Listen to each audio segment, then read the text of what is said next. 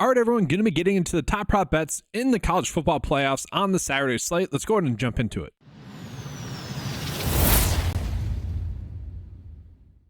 So the first prop bet that we're going to be recommending on this slate is going to be Cade Klubnik to get under his fantasy score, which is going to be something that people are going to hear and see this and be like, oh, I don't want to bet that. That's terrible. But obviously, it's mostly due to the matchup here going against Texas. Texas, obviously, the best defense in terms of stopping opposing quarterbacks.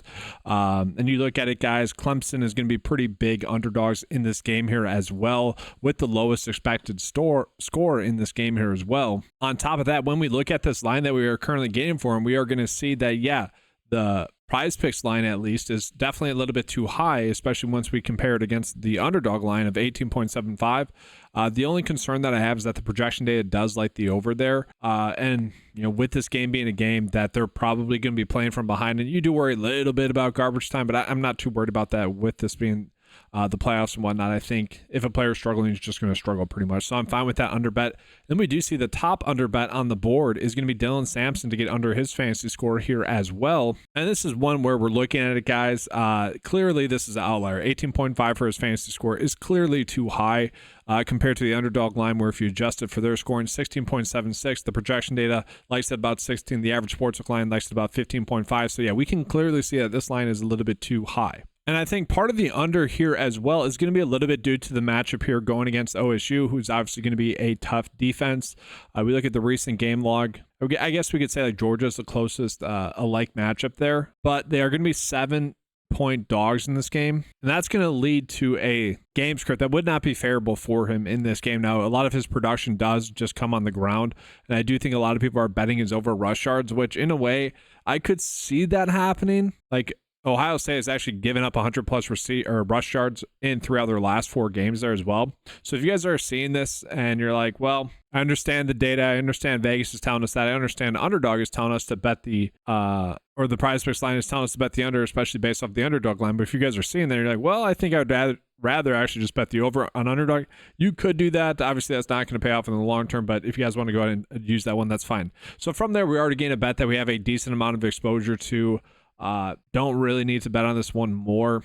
Then an interesting one that is popping up right now is going to be looking at Kevin Jennings to get under his fantasy score. And he certainly is going to draw one of his most difficult matchups of the year thus far, obviously being in the playoffs, that's expected. And he has been someone that has been crushing lately as well. That's kind of the issue, is that we're going to be betting on some unders for a lot of guys that are or have been playing well. They just get more difficult matchups now, obviously, and that's really what this is predicated on. Now, he did have a good game against Clemson, so it's like, I think I actually will end up passing on this one. I think I'm just going to go with these two and kind of hope for the best. Already have a decent amount of exposure to this one, so don't need to double dip too much into that one. So let's go ahead and jump on into Underdog. So on Underdog, we are going to get more of those same prop bets there as well. If you guys want to bet on those, you can.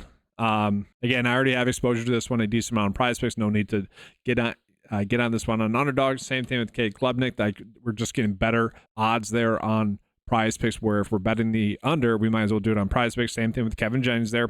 Now, the first one that really pops up that I feel like is a decent one is actually Nico Iamaleava to get under his fantasy score.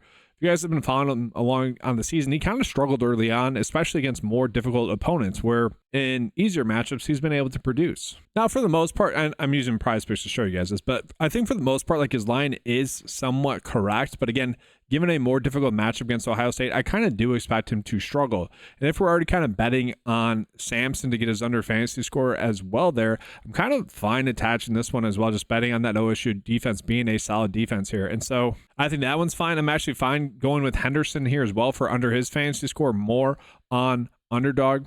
And then that way, if one of the two running backs ends up having a good game, at least we're not like missing out on the bet slip because of that. We can kind of split it between the sites.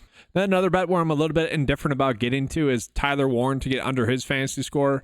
You look at the matchup, not really all too difficult of a matchup given the role that he plays. And against Oregon, he just missed out again. His over, he was at 15.6 in that game. I don't know. That just feels like a bet that I'm probably just staying away from. And then last, we are getting Will Howard here as a decent bet here as well. Again, just considering that we look at the lines that we're getting for him, the average sportsbook line has him closer to 18, and the the underdog line, or sorry, the PrizePicks line has them at about 18.5. So, you know, little edges here and there is really kind of the theme for the college football Saturday slate. Now, full disclosure, I've already ran out all these bets, so I'm kind of hoping that it's just a bad day for Underdog just in general.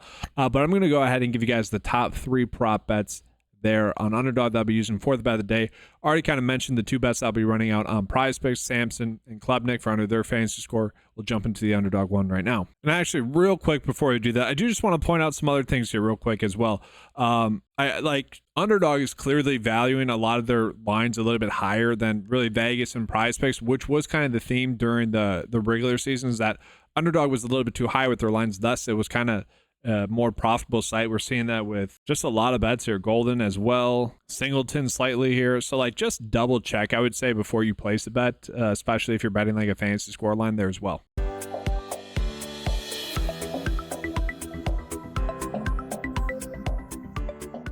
All right, guys, so just recapping that kind of 3 slip bet that I'm going to be running out on Underdog. Already just touched on the PrizePicks slip that I'll be running out. I guess we're just attacking that OSU-Tennessee game. Let's have it be a low-scoring game, not a touchdown fest. Hopefully that does end up hitting for us. All right, guys, that's going to do it for the college football video. Make sure to give a like and subscribe to the channel. That's going to be all, guys. Thanks for watching. Good luck, and as always, let's keep cashing.